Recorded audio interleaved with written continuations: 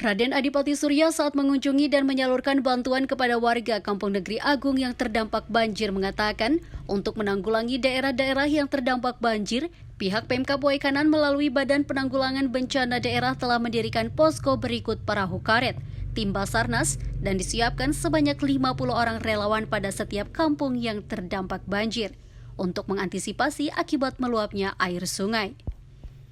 Akibat banjir yang menggenang rumah, para korban banjir mengungsi di puskesmas, balai desa sampai menunggu turunnya air.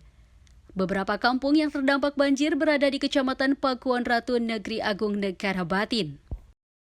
Kita ada korban jiwa, ada nggak Bapak? Ya, saya tadi dapat informasi kalau persoalan banjir ini sih sudah beberapa kita tanggulangi. Kita coba mendirikan beberapa posko di Pakuan Ratu, kemudian di Negeri Agung, kemudian di Sri Menanti, Negara Batin, kemudian di setiap posko itu kita siapkan perahu karet seperti itu, kemudian kita siapkan juga tenaga dari Basarnas. Iya, dari Basarnas 50 orang ya. Relawan kampung tuh kita buatkan 50 orang per titik untuk mengantisipasi persoalan banjir yang ada di beberapa titik. Pak Bupati, ya. Ini kan kecamatan langganan banjir.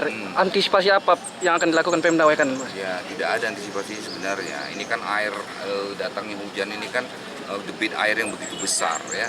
Dan ini sudah menjadi salah satunya ya mungkin merelokasi mereka. Kalau mereka berada di sini juga banjir itu pasti selalu ada. Sama seperti Sri Menanti. Mau sampai kapanpun Sri Menanti itu seperti itu. Mau kita bangunkan palut, mau kita bangunkan apa juga namanya air. Kalau air sebesar itu ya tanggul apapun yang kita buat juga masih tetap banjir juga. Untuk bantuan Pemda sendiri sudah sejauh mana Pak? Kita memberikan bantuan hari ini, kita memberikan beberapa bantuan. Tadi dibantu oleh BRI juga untuk beberapa kampung yang masyarakatnya terdampak oleh banjir. Kita berharap sih banjirnya segera surut lah ya. Saya pikir kalau hujannya debit air hujannya tidak turun tidak begitu banyak, mungkin debit airnya juga tidak terlalu besar sehingga banjirnya bisa kita selesaikan. Mudah-mudahan bisa. Pak Bupati, ya. Untuk korban diungsikan kemana Pak Bupati? Korban apa nih? Korban banjir ini. Oh iya, ada puskesmas kalau di sini ya kan ditampung sementara di puskesmas yang rumahnya tergenang air. Tapi nanti kalau airnya surut dia akan dikembalikan lagi. Ada yang mungkin balai desa, ada yang mungkin juga rumah saudaranya, gitu. Bergantung di mana wilayahnya. Kalau di sini kita tempatkan di puskesmas Negeri Agung. Menurut penuturan salah seorang warga Sugiati, air mulai naik sekitar pukul 10 waktu Indonesia Barat dan terus naik hingga malam hari dan terus naik hingga keesokan harinya.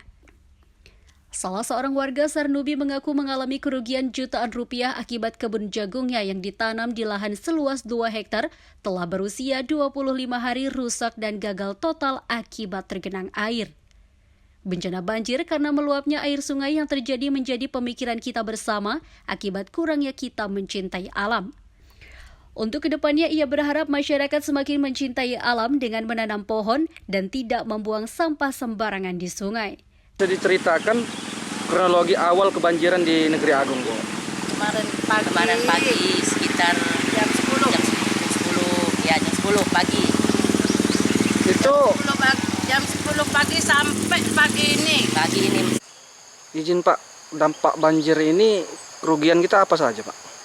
Yang pertama jagung, pertanian jagung ada 2 hektar, umur 25 hari. Sekarang ini gagal total.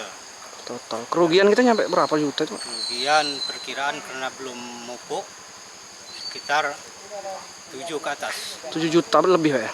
Ya, itu modal ini aja, modal bibit, tanam, belum modal han. Dari Waikanan, Miliar SL Saburai TV melaporkan.